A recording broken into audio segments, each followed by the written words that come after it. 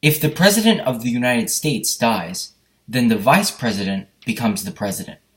But what if the Vice President and the President die at the same time? Then who becomes the President? Well, it turns out that there's an entire list, an entire line of presidential succession consisting of major political figures. So this list is almost 20 people long. There's no doubt that there'll be someone left, even if many people die in the line. But this begs the question, what if everyone dies? What if all 17 people in this line of succession die? Well, during the Cold War, this question was asked because of threats of everyone dying. So after that, a precedent was set. If in cases such as the president giving the State of the Union, where all the political figures have to be gathered in one location, then a so-called designated survivor is randomly chosen among these 17 people, then relocated to a undisclosed location. So then if there was a major bombing or a major mass shooting during the State of the Union where everyone died, then there would be a designated survivor ready to become the president. So this is very interesting. They're so prepared that they even have a designated survivor set off. During Obama's last State of the Union and Donald Trump's inauguration, there was a designated survivor going to some undisclosed location. So they're very prepared. And so this question of who becomes the president after the president or associated figures die is a very interesting question. So I researched a little bit about it. It turns out there have been 9 vice presidents who have actually become the president. Now this is actually an interesting question. If the president dies, does the vice president become the president, or does he become the acting president?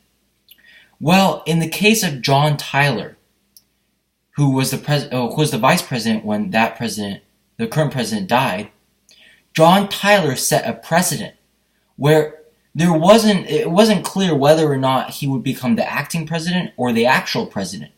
But John Tyler said, I'm going to become the president. So now he is widely considered the 10th president. So this set a precedent for later, where if the president dies, the vice president would become the president. So there have been 9 cases where the president has either resigned or died in office. So the vice president has become the president. Well, also there's a case where a vice president could act as the president. Say the president has some kind of disease and cannot carry out the duties of the president. There's a case in the U.S. Constitution where if the president cannot carry out the duties of the president, then the vice president becomes the president.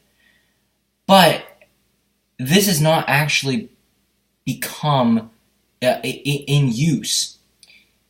There have been many cases, tens of cases, where a president has had some kind of disease or has been mentally or physically unable to say move or speak.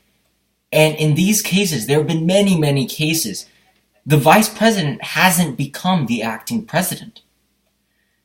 So after many cases of this happening, say one example is Woodrow Wilson having a seizure. But at that time, there was no precedent and there was no law saying that the vice president could become the acting president. So actually at that time, Woodrow Wilson's wife became the de facto president because she decided which matters came to the president's attention. So something had to be done. So the 25th Amendment was passed. And this amendment, among other things, said that if the president is incapacitated, then the vice president would temporarily become the president. This was first carried out during Ronald Reagan's presidency. So he was having some colon polyps, cancerous colon polyps removed. So then he sent out an order so that the current vice president, George H.W. Bush, became the acting president for 2 hours. Also, during George W. Bush's, which is George 43's presidency, he had a colonoscopy. And so he, on his bed, sent out an order saying that Dick Cheney, the vice president, became the acting president. Then 2 hours later, he sent another order just regaining the powers of president. And actually, this happened a second time. He had a second colonoscopy where he again sent out an order for Dick Cheney to become the acting president. And during this time, Dick Cheney probably thought, this is my second time being acting president. What an honor. I need to do something. So he actually sent a letter to his grandkids during this time, where he sent a letter to his grandkids basically saying, the country, because this was right after the September 11th attacks. So he was saying, right now, our country's in dire danger. And God bless you, to his grandkids. And he actually signed it and said, acting president of the United States. So this is actually the only document known to have been signed by an acting president of the United States. Pretty interesting letter to his grandchildren. So that's who has become the acting president of the United States. Actually, no one other than the vice president has become the president or the acting president of the United States. But this is somewhat disputed.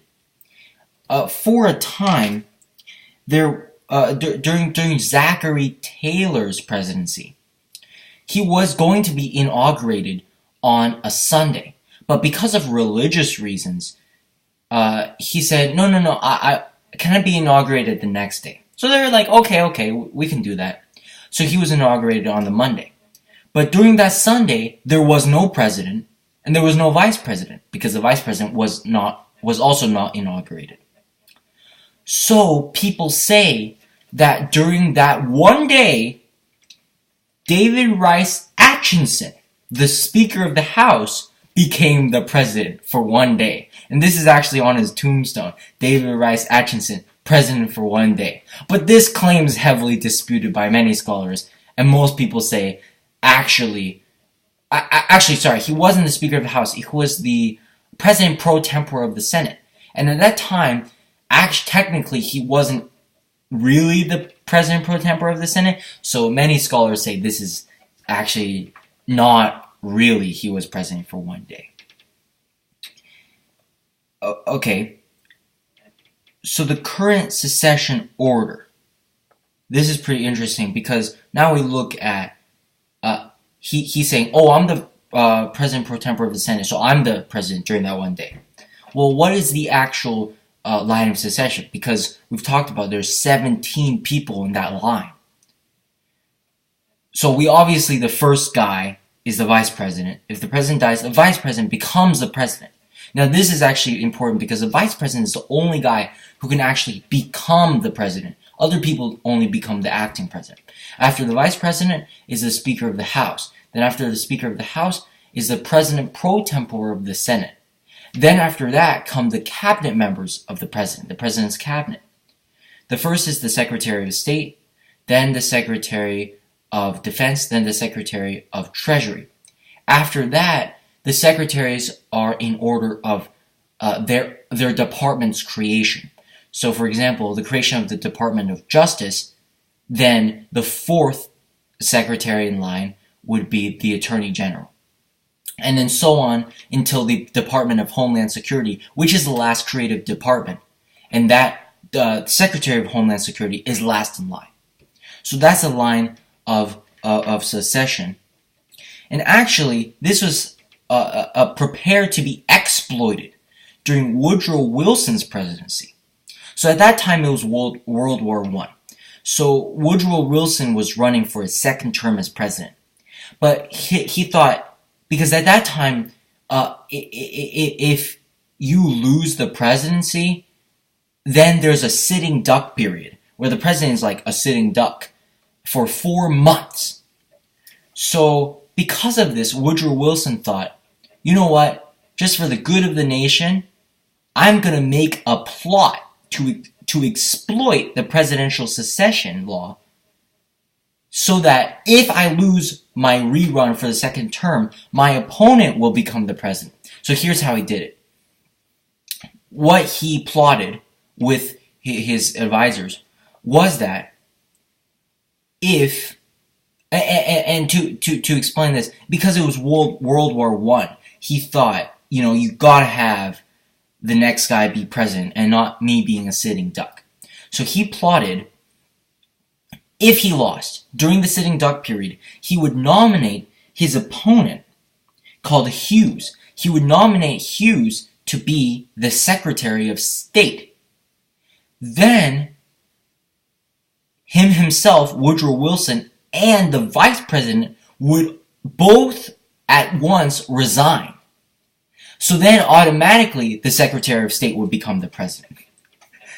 Pretty funny, right? But actually, this didn't actually this wasn't actually carried out because Woodrow Wilson won. But that would be pretty funny if they were actually carried out. Well, actually, this line of succession has many criticisms. So, among these criticisms are that, well, you got these 17 people waiting to become the president, kind of. But now there are these high weapons. There are nuclear weapons, chemical weapons. Sometimes you can have biological weapons to wipe people out by disease. So because all these 17 people, or 18, or 17 or 18 people, they all work in Washington, D.C. So the criticism is, what if a big nuclear bomb wiped out Washington, D.C., just like it wiped out Hiroshima or Nagasaki? What if a big nuclear bomb fired by some other country, wiped out the whole D.C., that whole government, the whole government area? What would happen then? Because if then every single one of those 17 or 18 people would die. So that's one criticism, and this is slightly fixed by having what we just talked about, the designated survivor, but not in times of the State of the Union inauguration. What will happen then? That's one criticism. The other criticism is that after the president dies, okay, just hypothetically, after the president dies, and after the vice president also dies, after the Speaker of the House also dies at the same time, then the President pro tempore of the Senate becomes the president. And this is criticized. Because actually, the President pro tempore of the Senate is largely an honorific role. Usually it's just automatically given. I think since 1949, it's just been automatically given to the longest serving member of the Senate, or what they call the most senior member of the Senate. So this has been criticized because it's so honorific that at one point in 2001, for 4 months, the President pro tempore of the Senate was this 98-year-old guy. And so this has been criticized because the President pro tempore of the Senate is so honorific that person might not actually be able to serve as the president if all three of the people died and then the President pro tempore of the Senate would become president. That person might not be able to serve. So through all of this discussion, I think the major thing that we can take from this is to be prepared. Because look how prepared the United States is. Oh, if the president dies, then we have 17 people to become the president. And then we have a designated survivor. And then there's so They're so prepared. And so, be prepared.